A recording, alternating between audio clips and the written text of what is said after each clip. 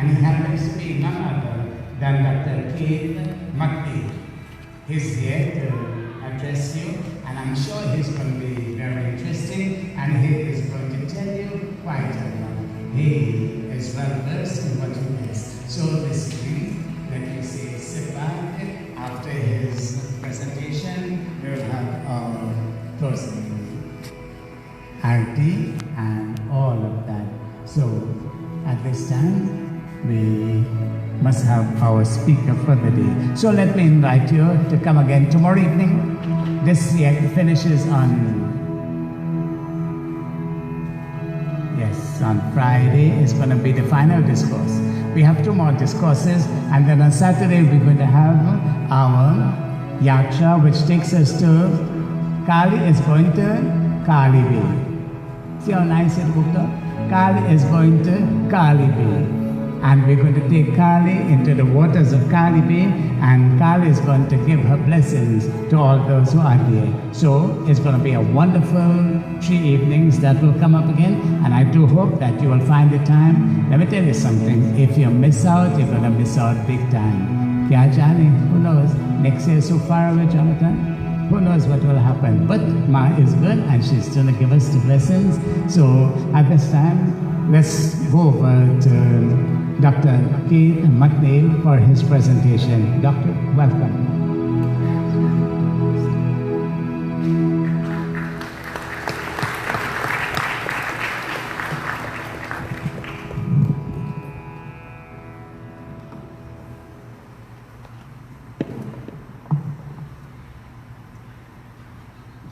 Sitaram. A pleasant good night to everyone. Pundits, pujaris, devotees, friends, old and new, Sitaram. I'm very honored to be here tonight.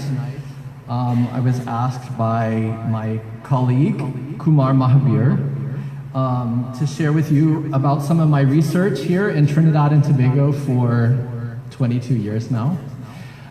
Just to tell you a little bit about me before I make my remarks,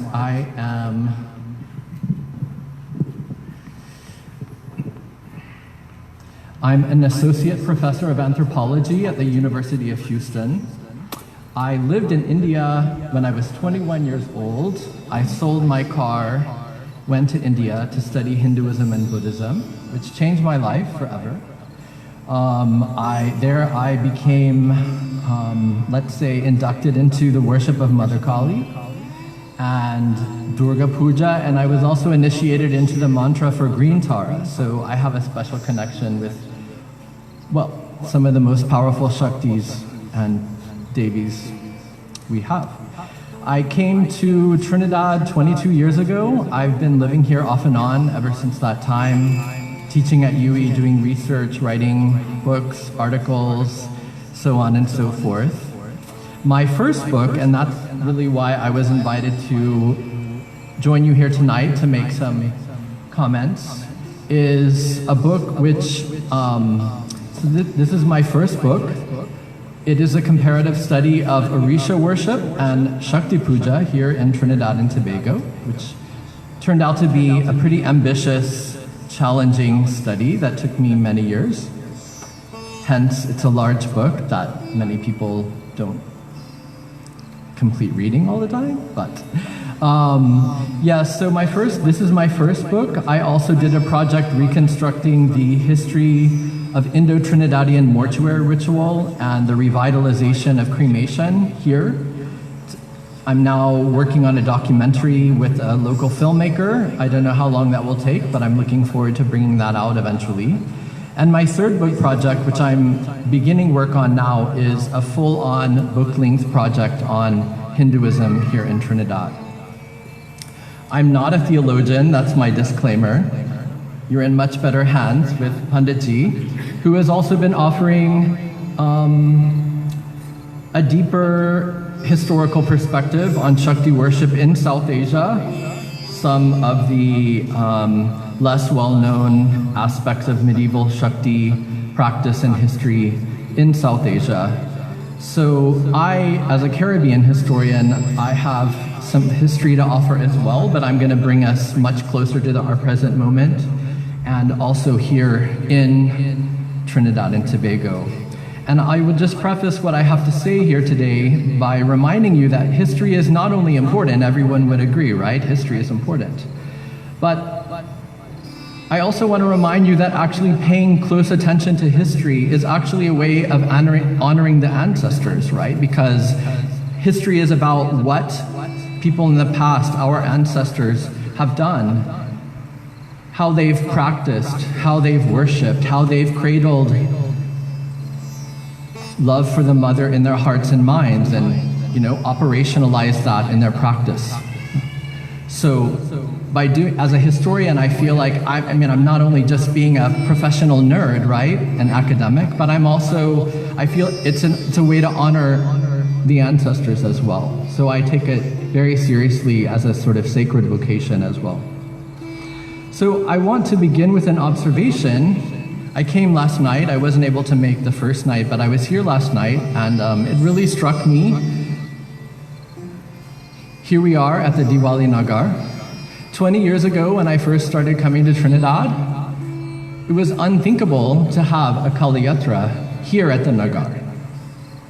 Some of you are old enough to know what I'm talking about, yes? Unthinkable, actually. And yet here we are today. Look, this beautiful stage, this amazing murti, people coming together from all over Trinidad and Tobago in honor of the mother, right? To pay our obeisance to her. So I want to offer that reflection, that historical reflection, but I want to use that as a way to get into what I have to talk about very briefly here today. 20 years ago, Kali worship, Shakti Puja here in Trinidad and Tobago was, relatively speaking, sort of sidelined, relatively peripheral in terms of actual practice, right? People knew about Kali. She's the ultimate cosmic mother. Everyone knows about Kali, and yet not everyone, in fact, most people were not worshiping her, right? So her practice here locally was relatively peripheral. People, you referred to it tonight, some people have a fear of her, unfounded fear, because it's based on a lack of understanding, some degree of ambivalence toward Kali Puja. And yet, look, here we are today. So much has changed, right? So in my view, as a historian and as an anthropologist, I'm going to make some observations, and I'm going to unpack some of my view that I develop at great length in my first book project. Nowadays, there are many, many more Shakti temples than there were when I first came to Trinidad in 1997. Most temples the worship is a sada approach. It doesn't involve live animal sacrifice, right? Despite the lingering stereotype that, these Kali people, they do blood worship, all of this kind of thing. There's all kinds of ignorant stereotypes that still circulate within society. Yet things are changing, and I'm very heartened and glad to see that things are changing. And indeed, this very festival attests to how things are also changing more generally. Attention to and appreciation for Mother Kali in mainstream Hinduism. I don't know if anyone has had the opportunity to visit the Kali Murti in the the Atel Street St. James Temple. Absolutely gorgeous black marble Murti of Mother Kali. That was one of the earliest murtis of Mother Kali in a full-on Sanatanist mainstream Hindu temple. If you haven't been, you should go. I document puja for her at that temple in the last chapter of this book.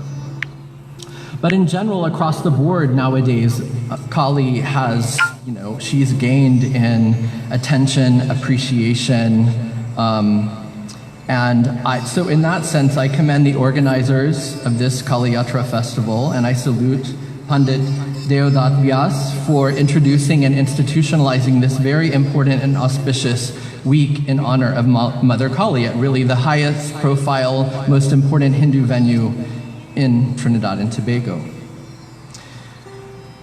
So, in the brief time that I have tonight, I'm going to reflect on a bit of the deeper history here in TNT. And I'm going to unpack, make some comments that are not common knowledge about the local history of Kali worship here, and also summarize one of the critiques that I have about a view of Kali worship here in TNT. I understand that this might be a little bit of a delicate subject, but I feel that it is very important at this point in time to dispel some of the historical myths that accompany and that misinform the public about the history of Kali worship here. So I'm going to dive right in and say that one of the critiques that I develop in my book is a critique of what I call the Madrasi origin ideology of Kali worship here in Trinidad and Tobago. What do I mean by that? Madrasi is a sort of loose term for things South Indian, right? Dravidian, South Indian, a Madrasi thing. And for a long time, and I heard it a lot when I first came, and I still hear it to a certain degree, the idea that Kali worship, it's a Madrasi thing, right? Based on my years of research in archives, doing ethnohistorical work, triangulating on what we know about practices in South Asia, as well as what we know about practices here in the Caribbean, Trinidad, Guyana, Guadeloupe, Suriname, I came to the view that, in fact, this is a misleading understanding of the history of the origins of Kali worship here in Trinidad and Tobago. Let me be clear, I'm not saying that Kali worship in its contemporary configuration here in TNT does not have important central South Indian elements to it. I'm not saying that. Yes? I'm not saying it's not at all a Madrasi thing. What I'm saying is it's not primarily or only a Madrasi thing. And I'm going to build up to why how I came to that conclusion. But it is important to acknowledge that Kali worship in its contemporary Trinbagonian configuration includes a number of very important South Indian influences, such as certain deotas, right? The use of kargams in the practice, fire pass, fire walking, which is observed in a number of Shakti temples, not all of them, but a significant portion of them. And especially the practice of ecstatic Shakti manifestations, right? Raising Shakti to heal, to prophesy, to give access to sacred power in the present moment, right? All of these things are, in fact, they are elements of influence, religious, historical, cultural influence from South India. Please let me not miscommunicate. I want to acknowledge that, right? My only point, and it's a very big point, is that there is a lot more going on in contemporary Kali worship in modern Shakti temples in Trinidad and Tobago that far surpass the South Indian elements, dimensions, influences, right? Are we together on this? Right? So, in fact, one of the other streams of influence that flow into contemporary Kali worship in Trinidad and Tobago is, in fact, Kali Puja, explicit Kali Puja, which derives, as we talked about tonight and other nights, is a Northeast Indian practice. Northeastern India is the epicenter of Kali worship, explicitly Kali worship, right? And these are traditions that, in fact, in which live animal sacrifice is front and center. Kalighat Temple in Calcutta is quite an experience if you visit the Kalighat Temple. This is one of the most auspicious, most powerful Shakti temples in the world in Calcutta, on the banks of the Hooghly River flowing in Calcutta. This is where people make offerings to Kali. You can't even see the floor in that temple because there are generations of dried blood on the ground. And it's actually an upper caste practice. It's a misnomer to think that upper caste people, they didn't partake in I mean, I know this is an uncomfortable subject, right? Especially in the contemporary Caribbean, but it is important to know about the history of Shakti worship coming from India, right?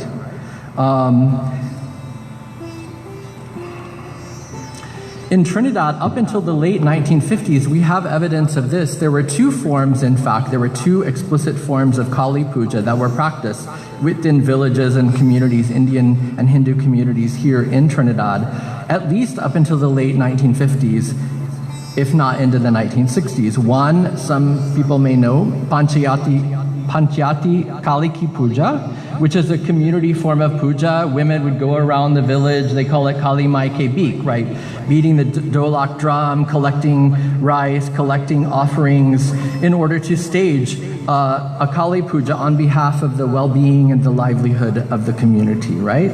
They offered animals, and people from all sectors of the community, including the upper status folks, contributed to or even participated in those community Kali Pujas. There was a sort of corollary miniature version of that known as Gar Ki Puja, which was done for individual households or like on individual occasions to bless the house, to deal with some kind of illness.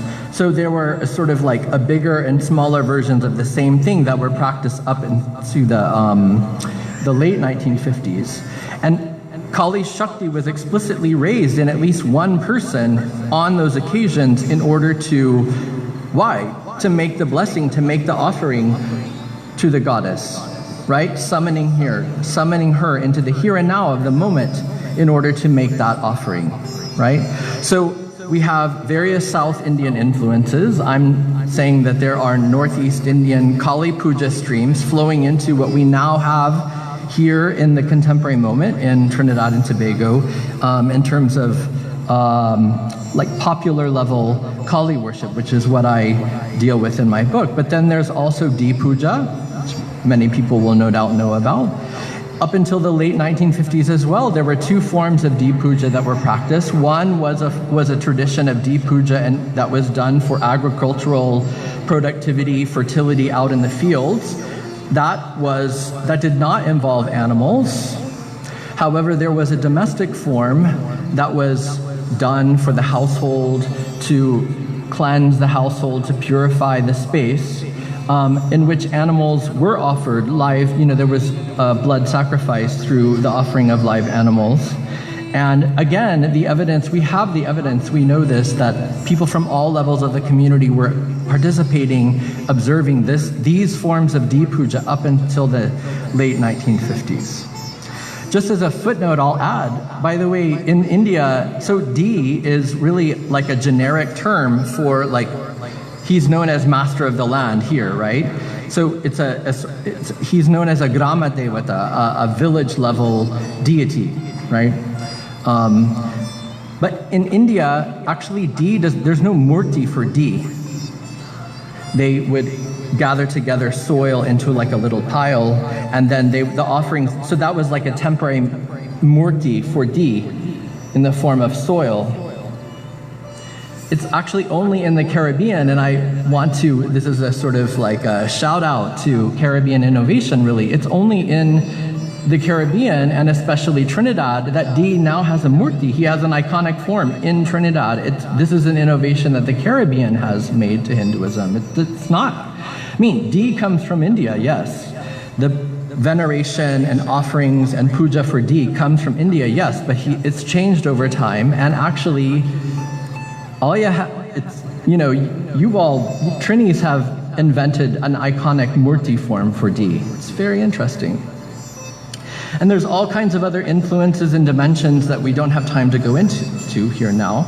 But the point that the view that I'm trying to sketch here is just the idea that what we now think of as, at least as popular level, temple-based Shakti worship, Kali Puja here in Trinidad and Tobago, is a very unique, special composite configuration that draws on various South Indian streams, various North Indian streams that come together and sort of coalesce in a very interesting and unique way in terms of the practice of Hinduism within the world. all of the above traditions that I'm pointing to were in fact separate. They were like autonomous or semi-autonomous practices. The various forms of D puja, the various forms of Kali puja, fire pass practice, right? Were separate traditions that only came together after independence here in TNT. It's actually a pretty recent development, the configuration that many practitioners that you all meet and engage with and understand today. It's a relatively recent sort of composite configuration. It's very unique and also very beautiful, and I think it deserves to be understood and honored in that way. In fact, we don't really have evidence of any explicit Shakti temples in Trinidad and Tobago throughout the period of indentureship and really for the better part of the 20th century. It's not until after independence that we have full-fledged Shakti temples. Yes, there were little temporary,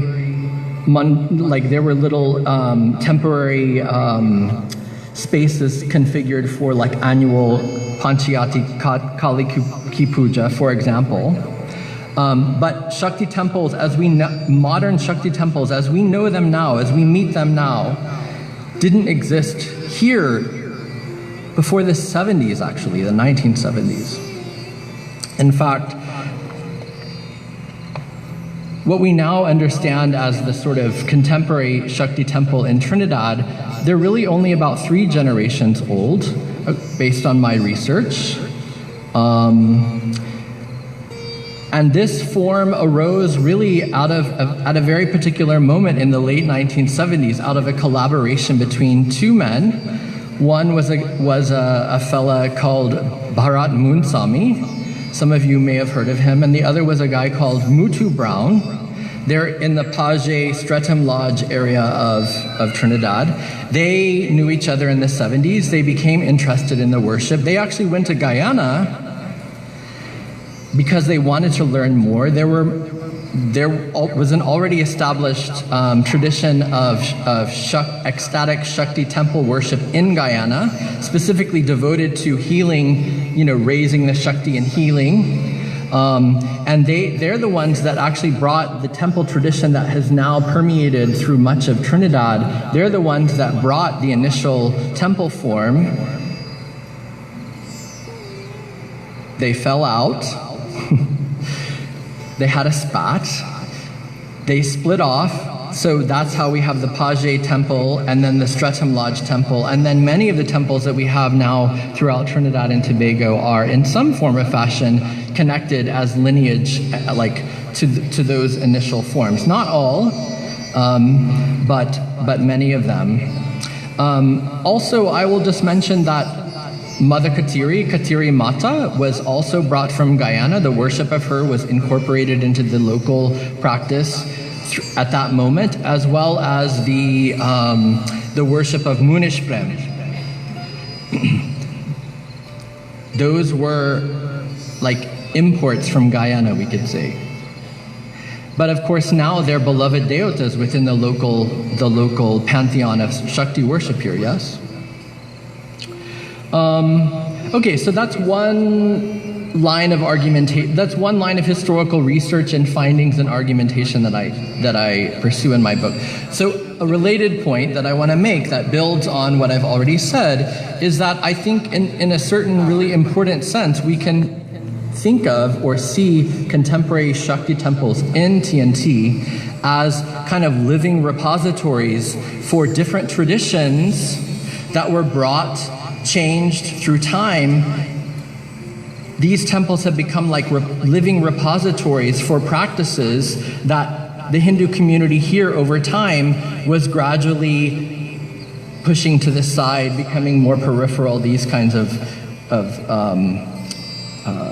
developments, and may have otherwise died out and been forgotten had they not become housed within these very specific kinds of temples dedicated to healing and cradled in the hearts and minds of their devotees.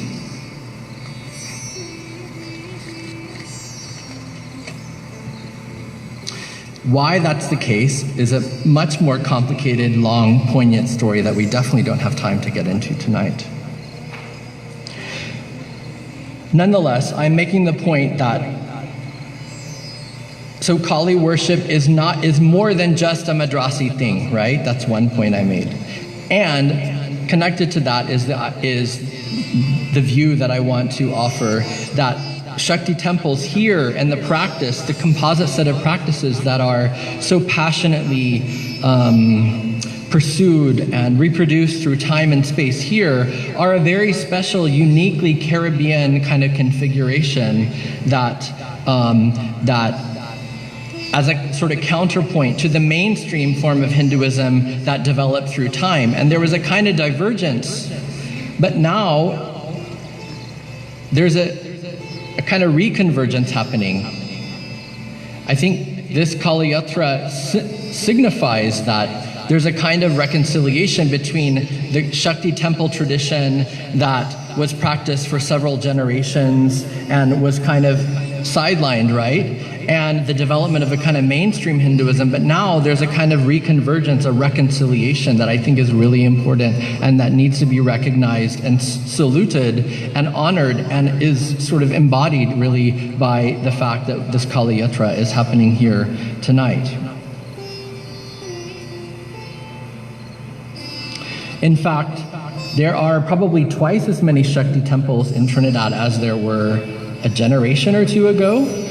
When I visit Shakti temples throughout the island, youth are very passionately involved. It's amazing. It's not just old heads, it's not like people who are remembering long time thing. No, there's youth, there's all ages. People are super passionate, super involved, and I think it's a beautiful thing, right? So now I think that there's a kind of reconciliation developing between these Shakti temples and mainstream Hinduism in an important way at a particular time that we now have, that we're not now facing in the modern world, right?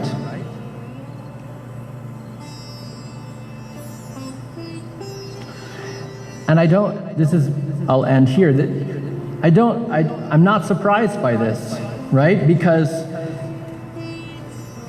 Mahakali Mata is not only our supreme and universal mother, but she is the Devi, the form of God, whose strength, fortitude, and fierceness best counters the destructive forces we face in the world. Indeed, we live in perilous, treacherous, uncertain times in which humanity,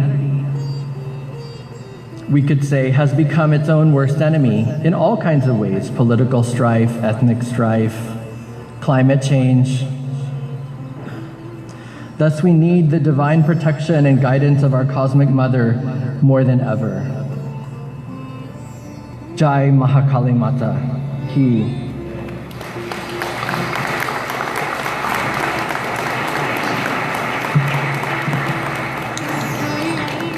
Shri Mahakali Mata Ki Jai. Really well done, very comprehensive. I want to congratulate you, Dr.